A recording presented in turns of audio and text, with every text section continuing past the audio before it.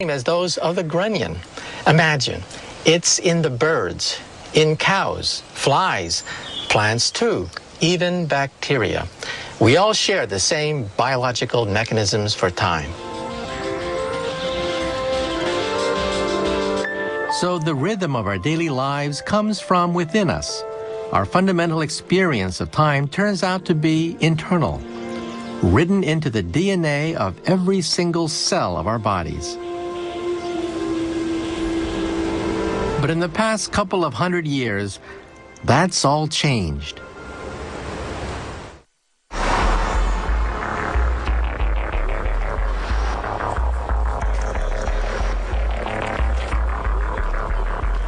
The rule of nature has been replaced by the rule of machines. Industry, global travel, and electric lights have created a brave new world in which we control the length of our days. We're no longer at the whim of nature. Technology has allowed us to create our own time, but at a faster pace.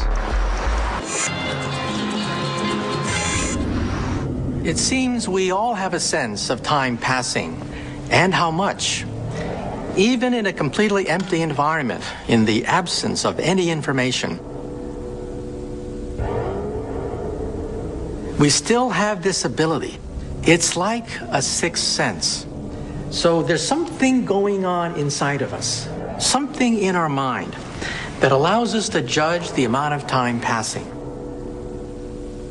And scientists have asked the question, how do we do this?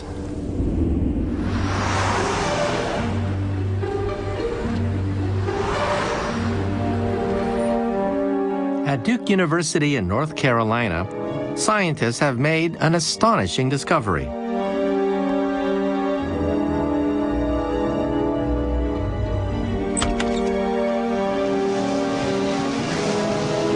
Welcome.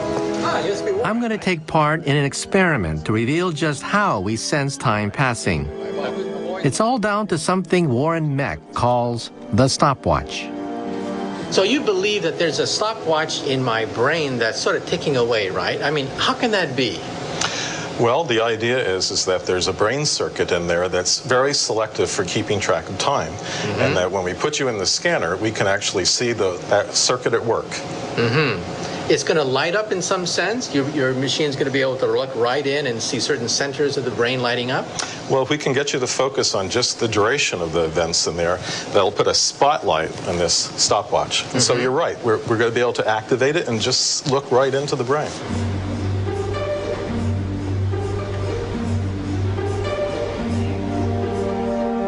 The hope is that Warren Mech and his team will be able to identify which area of the brain is active while I'm timing something.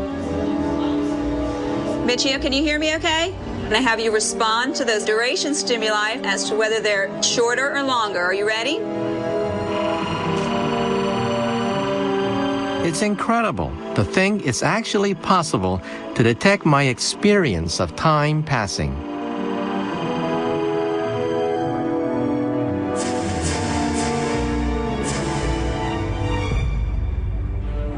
Anita just sent it over. Let's take a look. Oh, look at that. Oh, wow. That's my brain. Over here, we're looking for what parts of your brain were activated when you were trying to time the duration of those stimuli. Warren, look at this. This is by far the brightest part of the timing part of the brain. What's happening there? Well, this is the front part of your brain where the critical part of the stopwatch is. It's astonishing. I'm looking at the very cells which sense time passing, seeing them in action.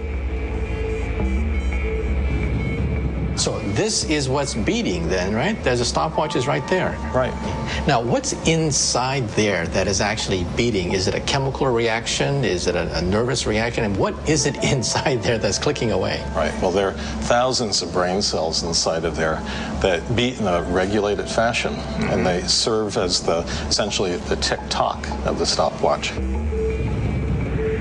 So even this sense of time passing is embedded within the neurochemistry of our brains. A cluster of cells near the base of our brain releases a chemical that acts as a start signal. This then triggers a group of neurons at the front of the brain to fire together, but each to a different beat. And it's this pattern of beats that signals how much time has elapsed.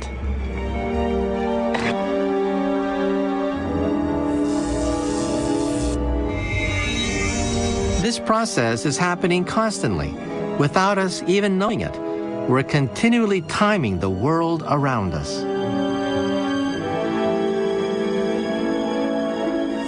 So, if Warren is right, it means that he's been able to isolate the circuits that allow us to judge the passing of time.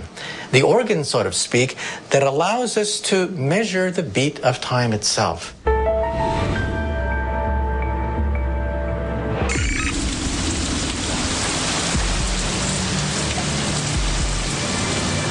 The discovery of the stopwatch might even explain a bizarre phenomenon.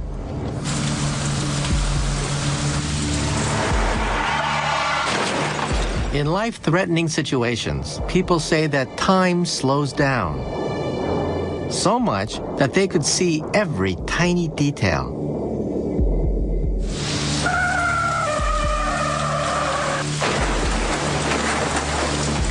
The question is, does time really slow down? Or is it just imagined?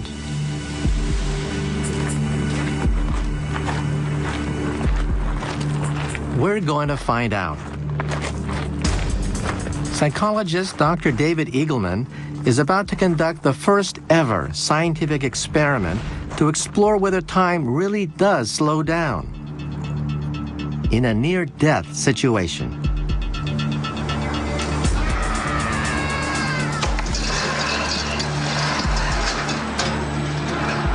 So in order to measure how fast people's brains are taking in information, we've built this device, which we call the perceptual chronometer.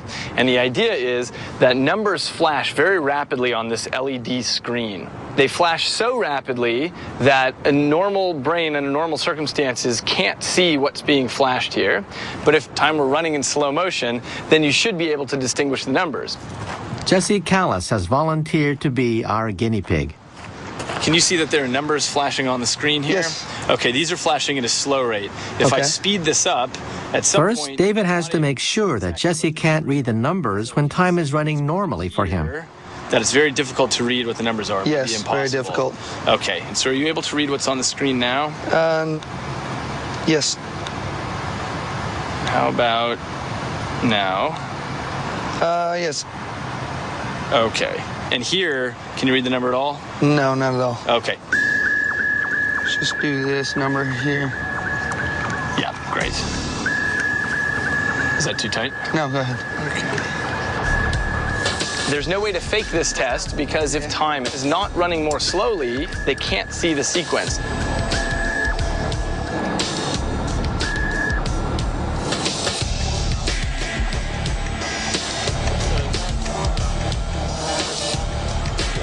Nervous. It's a long way down. Slow it down. You're too scared. Yeah, look at